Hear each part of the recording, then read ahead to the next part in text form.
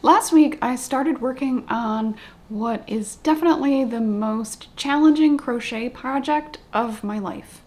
It's called Tessellation Nation, and in this video I'm going to take you through what that project involves, why I chose it, and how it's going.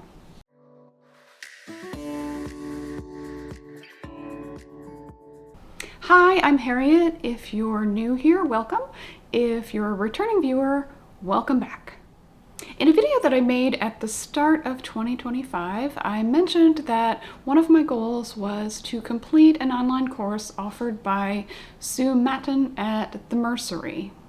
The Mercerie, not to be confused with La Mercerie, which is a yarn shop in Washington, here in the United States. The Mercerie is a crochet design studio run by Sue Matten in the UK. In December of 2024, I discovered that there were openings in her online course devoted to a project called Tessellation Nation. I'll put some pictures in here to show what that project looks like, and I probably don't need to tell you that the minute I saw it, I just felt like, oh my gosh, this looks so interesting, this is so beautiful, this is definitely a crochet project that I want to have in my life. So I want to just talk a little bit about the project itself in terms of what it requires. So Tessellation Nation is a crochet pattern that basically operates on the fabric is designed using the idea of tessellating pentagons. If you've ever wondered why knit and crochet blankets often consist of squares or triangles or rectangles or even hexagons, but never pentagons, there's a reason for that. So squares and rectangles and even triangles are shapes that can interlock and repeat sort of indefinitely. Those are what's known as regular tessellations, right? You can interlock squares with other squares and create a united, consistent whole fabric. There are other shapes that are called semi-regular tessellations, right? So if you think about shapes like hexagons, right? These are shapes that can interlock, but you will have gaps, right, when you try to interlock them. But those gaps are all consistent. So you can have what I think of as little sort of helper shapes. And as long as you have those, you can create, again, an entire fabric, right? In the case of knit or crochet, you don't even need to necessarily have, an entire fabric, because you could create a lacy pattern, right? Or you could take advantage of the holes, but those gaps that you'll have between the semi-regular tessellations will all be the same, right? So that there'll be symmetry across the interlocking fabric. Pentagons, on the other hand, are tricky little figures because you can't do that, right? If you try to create a fabric that interlocks pentagons, eventually you're going to end up with these odd shapes, these odd gaps into which you can't fit another pentagon, but also you can't even sort of fit another similar shape, right? That there's different types of shapes that will fit into these spaces to fill them, but it doesn't, kind of look consistent or regular. So this problem of creating a fabric from pentagons is actually a mathematical conundrum that dates back to the ancient Greeks. But in the 1970s, the cosmologist Roger Penrose developed these, what have become known as Penrose tilings. And these are ways of creating interlocking pentagons that have certain types of shapes between them that sort of repeat, right? And those little shapes are known as boats. There's also a diamond shape, and there's also a pentagram, right? A 5-pointed star. I'll put a link to Sue Matten's blog post where she talks about her design process for coming up with Tessellation Nation and, what sort of drove her to want to create a crocheted fabric that uses pentagon shapes. She also has links to, so if you're not a crocheter but you do quilting or English paper piecing, she also has links to other designers who have made absolutely gorgeous quilts using these Penrose tilings. Okay, so although I find the mathematics behind the Tessellation Nation project intriguing, up to a point, what spurred me to sign up for the online course was I wanted to learn more about how to use color in visually stimulating and eye-catching kinds of ways. And that was something that, the Mercerie, Sue Matten at the Mercerie kind of held out as a promise of this course, that it would teach us to, as she says, flex our color muscles or, kind of strengthen our color muscles if we don't have any, is in my case. And I would say, having worked through the first few modules of the course, it definitely delivers on that promise. That one of the things that I really like about the way that this course is designed is that the focus is on kind of thinking about color, but also thinking about color in terms of our own personal preferences as, creators and crafters. So one of the things that Sue talks about throughout the early modules of the course, as she's talking about, ideas behind color and giving you sort of exercises that are designed to help you strengthen or tone your color muscles, as she puts it. One of the things that she focuses a lot on that I personally found particularly helpful is, kind of talking you through paying attention to, what you find appealing about color and getting you to reflect on that, like noticing color out in the world around you, in the media around you, and then thinking about, okay, what kinds of color juxtapositions catch my eye and, why do I like them? And I found that, I think for me, that sort of injection of helping you kind of create your own sense of self-confidence, for me, I found that really appealing because it's a contrast to, the other major challenge that I'm kind of working on right now, working through the Master Hand Knitter certification program, as I try to kind of hone my knitting skills. I want to be clear that, and this is something that, if you look at the information about the Tessellation Nation course, right, it's clearly billed as crochet for the brave at heart. So I would say that this is not a course that is, meant for beginners, for somebody who's just new to picking up crochet. Although I would say it really depends on your tolerance level for, courage when it comes to things involving crochet.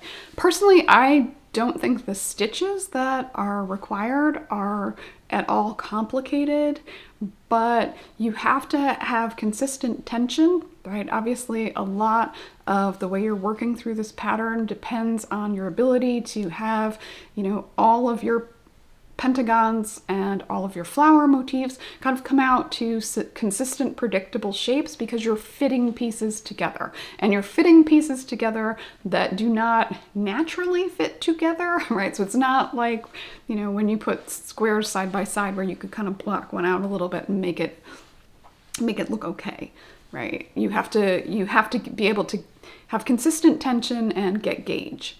And Sue gives a lot of advice for if you don't have, if you're having problems getting gauge. She gives a lot of advice for how to achieve that.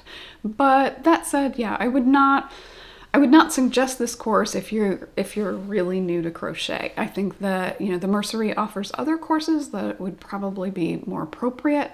And Sue herself says that, usually she thinks of beginners should do her course on Homage to the Granny Square, Wallflowers might be the next step after that, and then Tessellation Nation.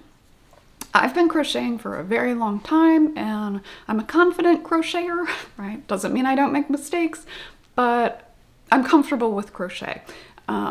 It's something that I learned when I was about 12 years old. And so, yeah, there's a funny sense in me of a kind of coming home to crochet, right? I like to knit, but I also really love to crochet. So I knew that I had the crochet bravery.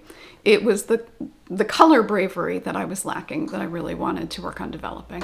You also need to make sure that you know the difference between UK crochet terms and US crochet terms, because the course is, obviously offered by an institution that's in the UK, so they're using UK crochet terms. So in terms of my process, I've been following the course guidelines, which are extremely helpful. And so that means that last week I started out by making samples to make sure that I could create pentagons that matched the tension and the gauge needed for the needed to create the pentagons and the afghan, and also to kind of swatch and play with color. Right, to sort of just see what colors, I liked and which ones maybe I didn't, and start trying to exercise my color muscles. So for me, one of the things that I did when creating the samples was I basically just sort of reached into my bin and pulled out a color, and then I pulled out another color that I would have never paired with that color. Right, and just was like, let's just see what happens. It's a sample, it doesn't matter. It's, maybe it'll end up in the final blanket, maybe it won't. And so that was kind of what I did basically last Sunday afternoon, all afternoon. And there's a way in which creating the pentagons becomes very potato chippy, and especially once you sort of dive in with this idea that you're just going to play with color. As probably all fiber artists know, if you're given an afternoon to just play with color, that afternoon's gonna go by pretty quickly. And so that's what happened for me. So that kind of initial foray into starting to work on Tessellation Nation was just very, very fun and comfortable for me. Okay, so how it's going is basically I'm hooked, right? And that pun is very much intended, but it's also very accurate. I'll put a few footage of some of the pentagon circles that I've worked on here, and I've come up with a general concept for design, and I'm kind of very vaguely referring to it as flowers at sunset, right? And so I'm kind of trying to keep that image in mind as I think about how I'm putting colors together and how I'm sort of pairing things. And I'm kind of just, squelching the voice that's like, I don't know if that's gonna look good, I don't know if that's gonna be right, and just, forging ahead with it. And, because I have a comfort level with yarn, I'm really enjoying it. So the yarns that I'm using, I am trying to use up some scrap yarns, and so I feel like that's throwing in, a nice kind of, a little challenge into the mix as well. I'm also using some Knit Picks Gloss Fingering. That is a wool and silk blend. I also picked up some Cascade BFL, which has since been discontinued. Basically, I just picked up a bunch of yarns that I was able to get on sale and kind of experimented with those a little bit. I want my finished blanket to be predominantly wool. I don't want there to be any acrylic in it, but I do have yarns that are sort of wool alpaca mixes or wool and silk, and I'm kind of interested in how that's gonna maybe affect the texture, the sheen of the blanket as I go as well. But that's something that I feel comfortable sort of leaving a little bit more to chance to see how it shapes up. The course also offers a very detailed order of construction. It's also entirely possible to simply buy the yarns that Sue Matten uses in her project. I think it's Shape is Terrazzo that she's using in her particular project. And you can just simply buy those and do what she does and come up with a blanket that looks, sort of like hers or very much like hers. It's also possible to kind of shift some of the motifs around and create your own design based on, the sort of initial premise. So there's just a lot of options within the course itself. The blanket itself also is knit in a DK weight yarn, so that's basically what I'm using when I'm picking up scraps. I also got a couple of gradient kits from Pearl Soho that were on sale using their I think it's their note yarn, the one note gradient kits. And I felt like that was gonna help me maybe kind of do some of what I wanna do in terms of my concept for the blanket. So I did acquire those yarns, you know, specifically for that, in addition to the Knit Picks gloss and the BFL yarns that I had as well. And basically what I did, and what Sue advises in the course as well, is just get, you know, one of each color that you think you might want to use and take it from there, right? She, you know, can't really give specifics about how much yarn it's going, you know, the project's going to take, because it really depends on, you know, what you decide to create with it, and, you know, yeah, how you go about using the yarns to create the different shapes. And, you know, if you go on to Ravelry, you'll see that a lot of people have done some really beautiful and amazing blankets for the Tessellation Nation course and project. I don't think there's been a single one that I've seen that I haven't really liked. Obviously, it's a major project, and one of the things that, you know, Sue also talks about, she talks about working your way through and staying motivated on doing some of the small steps for the blanket itself. And so, you know, that's also very nice to have that. There's also, I have not taken advantage of it, but there's also an online community connected to the course so that you can kind of, yeah, check back in, right? If you set the project aside and then come back later, you still have a community you can check back in with. Okay, I'll put some footage here so that you can see sort of what I've created so far. I hope that if you find this content interesting, you'll consider subscribing and coming back so that you can see sort of the progress that I make on my own Tessellation Nation as the months unfold. Thank you so much for watching. I hope you have a great week.